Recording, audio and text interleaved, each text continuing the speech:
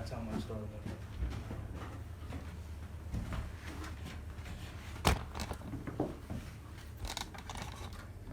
Let me get this out the way. Tomorrow, now that I got a haircut, this hat don't fit too well.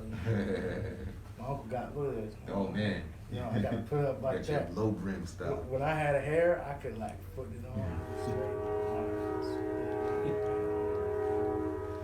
So, You ready?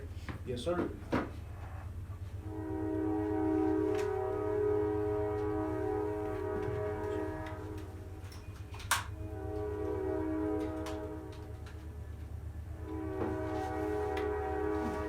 You're listening No, to I'm us. waiting for the train. Oh, all right, go. How do you stand? Stand. No, it's all good.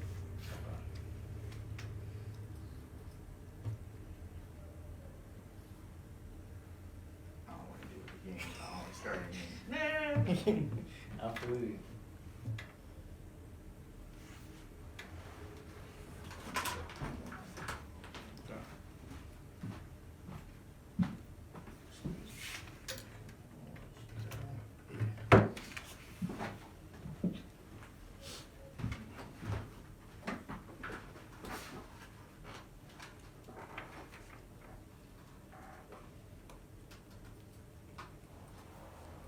You're listening to the Sports Cycle on 105.1 Live. I'm your host, Timothy McKain, and today we have the pleasure of interviewing Edgar Salache, Taekwondo artist, mixed martial artist, amateur. How you doing today, Edgar? Doing good, man. Yes, Appreciate sir. it. Yes, sir. Glad to be here. Glad for you to be here. So, my first question to you is, when did your love for the fight game begin? It probably began when I was like around age 18. I started doing, after I finished doing Taekwondo, I ended up doing a little bit of kickboxing. And when I started doing that, I just couldn't stop training. So I literally went every day, twice a day. And eventually I just fell in love and I found that you can fight as an MMA fighter. And I ended up fighting first in street beefs. As soon as I turned 18, I ended up fighting in street beefs. Okay. And it was like literally as soon as I turned 18, I went over there. And I did a boxing match. And I wasn't able to get an MMA match, but I did a boxing match and that was fun. That's amazing. So how'd you get connected to street beefs right after? What was that process like for you? I think I found street beefs on YouTube. I'm pretty sure I was just looking up fights on YouTube and I ended up finding street beefs. And I heard that you can sign up when you're 18 on the Facebook group. Oh, And wow. It was a Facebook group. Yeah, it's a Facebook group. It's like private. You have to like answer a few questions to join. Gotcha. And I ended up joining the Facebook group and I just told them I wanted to fight and they gave me the date and location. Yes, sir. Yes, sir. So, going into your very first street beef fight, what were the things going through in your head before the street beef fights, knowing that they have over millions of viewers all over the world? What was going through your mind? I was just excited. I was like, there's a lot of people that gonna watch me fight, and when I win and just get popular and get a lot of people watching me, I mean, not too nervous. I was just really excited. That's amazing. That's amazing. Okay, who'd you fight for your street beef and who won? For my first MMA match and street beefs, I fought. It's either The Answer or The Truth. I don't know which one of those two were. Okay. And I ended up winning that fight. That's I landed a sweet spinning kick to his face. Word. And it was nice. That's what's up. That's what's up. So take us back to 16. That's when you started Taekwondo. What led you to start Taekwondo at 16, and also what was one of your earliest experiences in the gym training Taekwondo? I started doing Taekwondo because, as you can see, I'm a small guy, so I was getting bullied a lot in school, and my self-confidence was like really, really low. And I didn't talk to anyone. I was shy. I was getting picked around everywhere, and they also had me on special classes and stuff like that. So my parents ended up assigning me to Taekwondo. Actually, our master, Master Franklin, he did a seminar at our school, and that's how I got connected to Tiger Kim's doing Taekwondo. And he did like a demonstration. I remember him calling me up out of all the students. There was like 15, 20 students there. He ended up calling me out and ended up breaking the board in front of everybody, and that boosted my confidence a little bit. And I just told my parents that I really want to do Taekwondo. Wow. Okay. And how did Taekwondo boost your confidence from, how did it build your confidence and how did it change you as a fighter and as a person? Honestly, I didn't even notice the change when I was doing Taekwondo. I'm guessing the years just went by and I wasn't paying attention to none of that. And eventually I just ended up being more open to everybody. I talked more to everybody. I wasn't getting picked on anymore because I'm guessing they knew that I was training Taekwondo and I wasn't getting picked anymore. And yeah. So as soon as they found out that you took Taekwondo, nobody was messing with you? Literally no one was messing with me anymore at that time. I think I was like on, I don't even know, like 7th grade or 8th grade. I don't know what grade it was. But as soon as they learned I did Taekwondo, no one literally. They didn't want them problems. No sir. They didn't want. Hey, look, I understand. I wouldn't have messed with you either. Nah, Taekwondo would have been. That would have been fun to watch. So, who were some of the fighters that you grew up watching, wanted to be like? Was there anyone in particular? I wouldn't say like anyone inspired me. Any boxer, MMA fighter. I just grew up watching Canelo Alvarez. I remember watching him fighting Julio Cesar Chavez and Mayweather. And I watched a little bit of Pacquiao as well. Okay. And I'm actually pretty new in watching MMA. I probably started like 2 years ago. I started watching like Conor McGregor, and now I'm like a fan of Kobe Chaos. Okay. I don't know who that is. Kobe Chaos. Kobe Covington. Oh yeah. Yeah. You like Kobe Covington, for real? Yeah. That's probably one of the fighters I don't like. I'm be honest with you. But respect to Kobe, you know what I'm saying? Free speech and all that kind of stuff. But he's pretty open. Yeah, he's I like Jorge Masvidal a little better. You know what I mean? Jorge Masvidal is one of my favorites. John Bones Jones is my favorite of all time. But for Canelo, what makes Canelo different than other fighters, and what made you interested in Canelo Alvarez as a fighter? Man, after he lost to Mayweather, you literally just saw something switched in him, man. He just started training. He started working on his defense, dodging punches and all that. You can see when he started working when he fought. I don't know exactly who he fought, but you can see the progress he made and all the changes he did after the Floyd Mayweather fight. And I mean, ever since that, I loved Canelo and I grew up watching him. That's crazy. Canelo's one of my favorite boxers as well. Yeah. Alvarez, so respect to you. He definitely did change from a power puncher to more like a counter puncher, like Floyd Mayweather, actually, for the fans, for the people who don't know. But was there any, out of the fighters that you grew up watching, was there any, did you take any of their game and added it to yours? Absolutely not. Absolutely not. No. Okay, everyone is special. Everyone has their own way of teaching it themselves, and they all have like their own moves. So I really didn't took anyone's technique or anything like that. Okay. In my own. That's what's up. That's what's up. So, take us to the process of. So you talked about kickboxing. Right. So you finished Taekwondo and it took you 4 years. Yeah. And then after that you did kickboxing. So just talk about the transition from Taekwondo to kickboxing. Man, it was like a whole different thing. 'Cause, Taekwondo you can't punch. You only use your hands to block kicks, and your hands are usually always down just to block body kicks and head kicks. So when I transitioned to kickboxing, it was completely different. I still remember I was so shocked when I was getting punched in the face, and they were mixing up the combos, punching, low kick, and all this other stuff you're not used to in Taekwondo. And I just got better at it, and I think I did Krav Maga. Yeah, I did Krav Maga as well. I did that for a few months, and all that helped me out doing kickboxing. That's what's up. So how would you rate your punch power? Because you grew up a boxing fan before you were a mixed martial artist.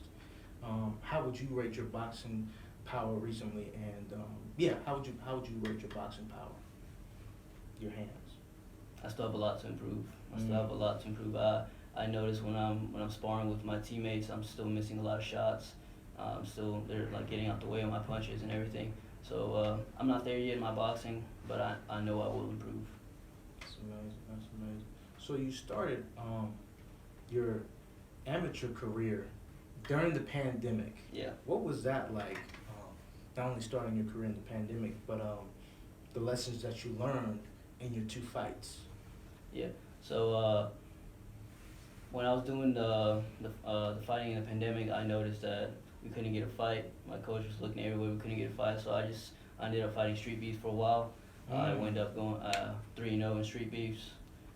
Did a few fights there, and then as soon as I heard that my coach said that we're good to go, we can start fighting everywhere, and I ended up fighting at the Ultimate Battlegrounds, and I fought this kid named Brent and Tony, and from those 2 losses that I experienced, it changed me. When I lost to Brent, it changed me a lot because I was pretty down after that. Because after all the training, waking up at 5 a.m. in the morning, grinding those few hours, and waking up every day, doing it consistently back to back to back, it put a toll on me after I lost to Brent, and the way he finished me as well.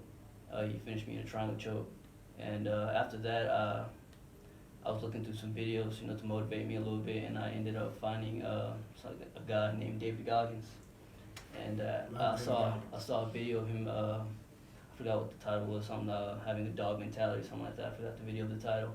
After that, it completely changed who I was. I went from running 3 miles every day to running 10 miles a day, 15 miles a day. Wow. It literally changed the person who I was. That's amazing. And so with the fight with Tony, what are some of the improvements that you saw between the Brent fight to the Tony fight? Because there obviously was improvements. Yes. So after the Brent fight, I just worked on my cardio a lot. I literally ran every single day, Monday through Sunday. I ran. I would take a few days off. Like I would run 3 miles one day, and then I'll run 5 miles the next day, and then I'll sprint 1 mile the other day, and eventually it will stack up. I'll run 10 miles, 15 miles. And when I fought Tony, I just noticed that after the fight, I completely was not gassed out. I was ready to go. Honestly, I was ready to go 3 more rounds after Tony. I was in shape. That was a good fight. That's a good fight. So, Todd's your coach, right? Todd Monroe. How did you meet Todd Monroe, and what are some of the lessons that you've learned just from Todd and the experience of Matrix MMA? I found the Matrix MMA by Butterfly, because he did street beefs as well, and I saw he put a comment that he needed a ride over there, and we just ended up linking together, and at his gym. It was a different location where we did cause we moved next door after that, but I ended up talking to Butterfly, and actually I have to thank Butterfly for that, because if I never found him, I would have never met the Matrix family and Tom Monroe and everyone who would have supported me. And Butterfly, you're watching, you changed my life, man. And Tom Monroe is just he's a special coach. I've never had a coach like him. He pushes you to your limits. He will break you down physically and mentally every day of those workouts, man. Those workouts that he makes us do, there's something else. There's something else. And, he makes fun of me too, because as soon as I walk in the door, I remember one day he just called me fat boy, and I was like, all right, coach. That's amazing. That's amazing. So I've been to Matrix on Sundays. When you're a fighter, it's like, when you're a Christian, you go to church. They say, praise the Lord, it's not church. But like when you're a fighter, it's like Sundays. That's y'all's church day. That's what they call it, the church. So, just explain your experiences in the Matrix gym on Sundays, and just the wars, the battles that you've had, and also you've seen from other fighters in Matrix MMA. Yeah, I don't go too much on Sundays. I try to go at least twice a month, but because I'm a pretty busy guy, I have to work on Sunday mornings. But if I don't work, I'll absolutely always go over there and fight. But man, fighting over there, man, you don't want to piss no one off over there, because everyone just wants to kill each other over there. I usually I always spar with Omar and Butterfly, and some other guy, I don't know his name, but we kill each other every single day in sparring, and I have a great time sparring them. Yeah. I'm gonna tell y'all. I've seen like I think there was one guy, Justin Welch, who I actually interviewed. He fought a brother who was at least 40 to 50 pounds over his weight limit, and it was just like, yo, like you fight, like they do not care. They'll put you up with the little guys, the big guys. So what are some of your favorite matchups that you've had at Matrix MMA? That you've seen? Yeah, my favorite matchup is probably, it has to be with Butterfly. He's an amazing boxer, as we all know. He's a pretty good boxer. So, and him having the reach on me, it just puts me a little bit more pep on my step, because I have to work from the inside and try to get in there. So every time I fight with Butterfly, it's a war with him. It's win-win. We just go back and forth. We try to push ourselves to our limits. That's what's what's up. So, actually, we were talking earlier before the interview started. You talked about how you were a Baptist, your faith, you're a man of faith. How does being a man of faith impact you as a man and as a fighter? Uh, I mean, I'm pretty sure it's something that you just can't explain. You know, a lot of people when you go to church, it's just you just feel that presence, that change. When you step into church, it's just something you just can't explain. You just feel holy. You want to stay there. You want to praise the Lord. And I mean, I always grew up being Baptist. My parents was, as soon as I can remember, that's all we did. We went to church every Sunday. We would go like on Wednesday nights, Sunday mornings, Saturday nights. I grew up being a Baptist, and I've never stopped believing God ever since. That's what's up. That's what's up. Now, before you were a fighter, you were a musician. You played guitar. You actually were a pianist who performed in front of people. Correct? You were on stage. Talk about your first love, music, and just what led you to be a musician. I started doing music at the church choir. I started doing a little bit of guitar, bass, and then my pastor noticed that I had talent for music with my fingers when I was playing the guitar, and I ended up doing a few guitar lessons, and it just my love for music just grew from there. I ended up doing a lot of pieces for the School of the Arts. We had to memorize like a lot of pages, and I ended up, after the guitar, I ended up doing also saxophone as well. I did it in marching band in my high school. I did that for like 2-3 years, and Saxophone, that's for the ladies, right? You can say that. You can say that. Sir, I like that. Yeah, but I also did piano as well. So I just had this variety of just a bunch of musical instruments. That's what's up. That's what's up. So, was there any like musicians that you grew up, listening to that you're like, no man, like that's amazing? Were there any? The only one I can think of is just Beethoven. I did a few pieces of his music, and his music is just, when you're playing it, it just feels magical. I remember when I used to play those pieces, it just felt magical, and learning, and those pieces are pretty hard as well. It's just moving everywhere with your fingers. Yeah. So I only did one just because it took a long time for me to learn one music. I forgot the name of what it was called, but it took me a pretty long bit to learn one piece of his music.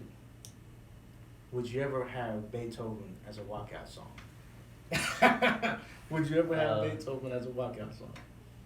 I don't know. Probably not. 'Cause I don't know how that would go. Someone walking out with piano music to the fight scene. So, yeah, probably not. I mean, but everybody's got their thing. Like Eliza's got "In the Air Tonight." People. I mean, if you like classical, if you like jazz, I mean. I'll think about it. You think about it. What's your walkout song currently, and do you change it up at all? I've only fought twice, so I haven't changed it up at all. I have one that's just by Bad Bunny. It's called Puesta Bagueria, and it just talks about it like he's ready to die and no one's gonna get him. Why that song? What led you to choose that song? The meaning it has, the meaning it has, it just tells you that there was one piece where it says that if you kill me, I'll revive myself back up and we'll both go to the ground. So. Okay. So I like that piece a lot. I'll probably stick for that for a while. I like it. Okay. So when you started your amateur career, how did you see your career going when you first started, and from the experiences that you've had in the ring, in the octagon, what do you see yourself now?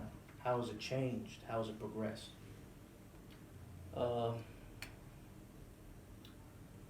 Honestly, I don't know. When the first few fights I did, it changed me. It really changed me, and I haven't changed ever since. I've progressed a lot. My coaches, my teammates have told me that I have improved this new version of myself. Every time I fight now, it's just hands up and just trying to walk you down every single time, using my cardio as a weapon, making you tired, and when you're tired, I just crank it up to more 100%. And ever since that, I'm very anxious to fight just because of this new version that I am right now. I'm not afraid to get hit anymore. I was very afraid to get hit back then when I used to fight in street beefs and battlegrounds. I was very cautious of getting hit, but now I just don't care anymore. I'm gonna go in there and I'm gonna make it pay. Now, the reason why, obviously, you didn't want to get hit was because, you know, you didn't want to feel the pain or Yeah. whatnot. But just talk about the evolution of, like, not caring. Like, what did it take for you, you know, mentally to not care? It just go back to David Goggins. It's just the mentality that he has is just not giving an F about anything, and just, you know, there's one quote he said, don't stop when you're tired, stop when you're done. And I like literally ever since I started watching David Goggins, it just changed who I was, and now it changed me, and I just won't stop now. I will continue grinding every single day until I get better, until I can beat every single person in my gym, in my weight class, of course. Yes, sir. Yes, sir. What does success look like for Edgar Salache in the ring and outside the ring? Mixed martial arts has taught me a lot of things. It has taught me discipline and the grind. I've never experienced that before in music, in school, in work, or nothing like that.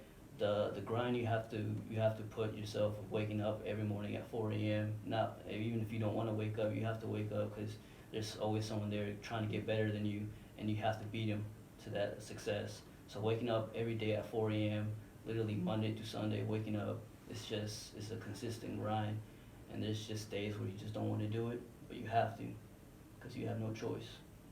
So, yeah. Yes, sir. Yes, sir. Where can they find you on social media, and when do you want to fight next? Do you want to fight in the next Ultimate Battlegrounds, or? I want to fight at Battlegrounds and also in Street Beefs. I'll probably fight in Street Beefs here in a couple of weeks. I want to do it maybe early next month. Next month. Well, where's the Street Beefs located, and will they allow fans, or because of COVID they won't allow? I'm pretty sure they won't allow fans. They only allow spectators, people that like your family that you bring, your coaches, or your what am I trying to say? Your person is gonna be next to you. Exactly. So you can't bring any fans at the moment. I'm pretty sure. I remember I did my first few events back in like 2018 when I did my first boxing match. It was very packed. Yes. But you can find me on social media and Ed Salache. It's just one word, EDSOLACHE. And yeah, it was pretty great. Oh, I do want to fight in Ultimate Battlegrounds. I'm pretty sure they have an event here in May. So I want to see if I can get into that. If not, then I'll just keep grinding. Speak on that when it comes to the crowd involvement, and then, because you know, in basketball and football, you see that a lot where they have kind of like the billboards of the fans and everything like that. Like, what is your thoughts on just crowd involvement, and does it get you hyped to see all the fans going crazy, and just the difference between seeing that in Street Beefs and then not seeing as many fans maybe in other fights? Yeah. I really don't pay attention too much on the crowd.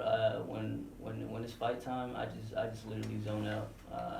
The only person I hear is my coach. That's about it. I don't hear the fans. You know, you can hear the oohs and ahs. Yes. They'll probably start riling me up a little bit, but besides that, I really don't pay attention to none of that. I just focus on one voice, and that's my coach. Yes, sir. Yes, sir. Good luck to you, Edgar. Appreciate it. Appreciate you. You're listening to the Sports Cycle on 105.1 Live.